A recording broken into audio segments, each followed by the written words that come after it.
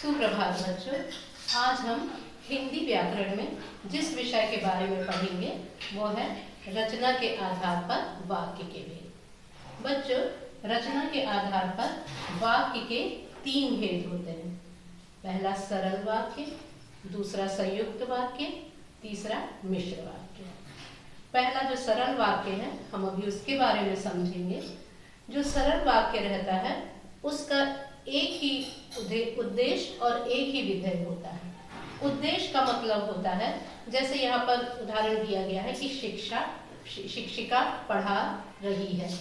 ये जो शिक्षिका जो शब्द है, शिक्षिका जो है वो उद्देश्य है और जो पढ़ा रही है वो विधेय है। यहाँ पर सरल वाक्य में एक ही कार्य हो रहा है और एक ही व्यक्ति इसको कर रहा है। शिक्षिका क्या कर रही है? पढ़ा रही है। इसका एक ही उद्देश्य है और एक ही विधेय है, इसलिए ये सरल वाक्य होगा। जैसे मोहन पुस्तक पढ़ता है। मोहन एक व्यक्ति है, एक ही व्यक्ति है और उसका एक ही विधेय है कि वह पुस्तक पढ़ता है। तो ऐसे जितने भी वाक्य होंगे वो क्या कहलाएंगे? सरल वाक्य कहलाएंगे। दूसरा है संयुक्त वाक्य। जो संयुक्त वाक्य रहता है वो अनेक योजकों द्वारा, जब 2 वाक्य एक दूसरे से जुड़े रहते हैं उसे संयुक्त वाक्य कहते हैं। योजक क्या कहलाते हैं? जैसे और, इसलिए, किंतु, परंतु, अथवा, है ना। कोई भी वाक्य, जैसे मैंने अभी वाक्य लिया था कि शिक्षिका पढ़ा रही है, ये सरल वाक्य था। यदि मैं इसमें इस वाक्य को अपन लेते कि शिक्षिका पढ़ा रही है और लिखा रही है, तो वो जो वाक्य है, एक वाक्य शिक्षिका पढ़ा रही है, वो और से जुड़ा और लिखा रही है, तो वो क्या कहलाएगा? उसमें 2 वाक्य जुड़ जाएंगे, एक और उपवाक्य बन जाएगा, तो वो क्या कहलाएगा? संयुक्त वाक्य। जैसे यहाँ पर उदाहरण है, आज परीक्षा है इसलिए आया हूँ, है ना। एक शब्द है कि आज परीक्षा है और ये योजक से जुड़ा हुआ है, इसलिए आया हूँ। जब दो वाक्य बीच में योजक से जुड़े रहे और, इसलिए, किंतु, परंतु, अथवा के द्वारा, तो वो क्या कहलाते हैं? संयुक्त वाक्य कहलाते हैं। तीसरा है मिश्र वाक्य।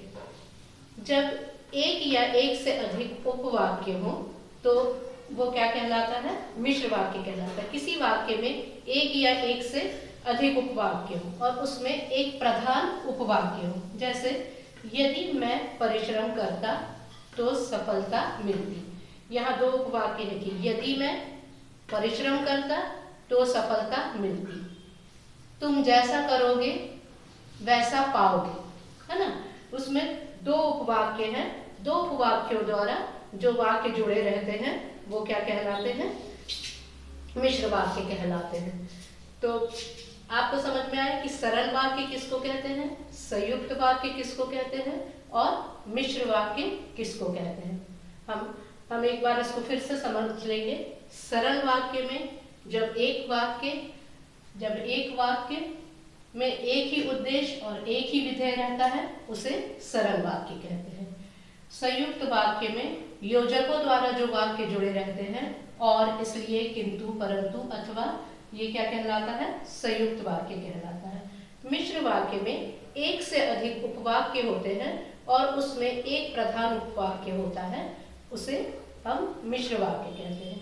बच्चों, परीक्षा में या तो आपको कोई भी वाक्य लिखा रहेगा उसको अपन को पहचानना आना चाहिए। यदि एक सरल वाक्य लिखा रहेगा उसको हमको पहचानना पड़ेगा कि वो सरल वाक्य है कि मिश्र वाक्य है कि संयुक्त वाक्य है, पहचानना आता है।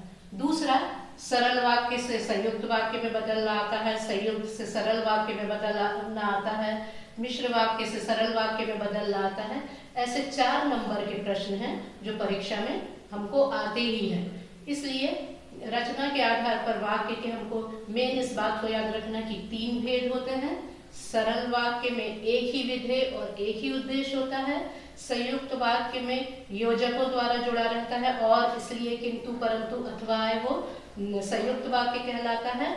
और जो मिश्र वाक्य है उसमें एक से अधिक उपवाक्य होते हैं और एक प्रधान उपवाक्य होता है, वो मिश्र वाक्य कहलाता है। मिश्र वाक्य को और भी तरीके से समझा जाता है, उसके और भी उदाहरण है जिसमें आश्रित उपवाक्य क्या होता है उसको अपन आगे पढ़ेंगे अगली कक्षा में। आज अपन के लिए आप इतना याद रखिए कि सरल वाक्य क्या होता है, संयुक्त वाक्य क्या होता है, मिश्र वाक्य क्या होता है। अब इनको बदलते कैसे हैं, संयुक्त को मिश्र में, सरल को संयुक्त में, उसको हम अगली कक्षा में पढ़ेंगे।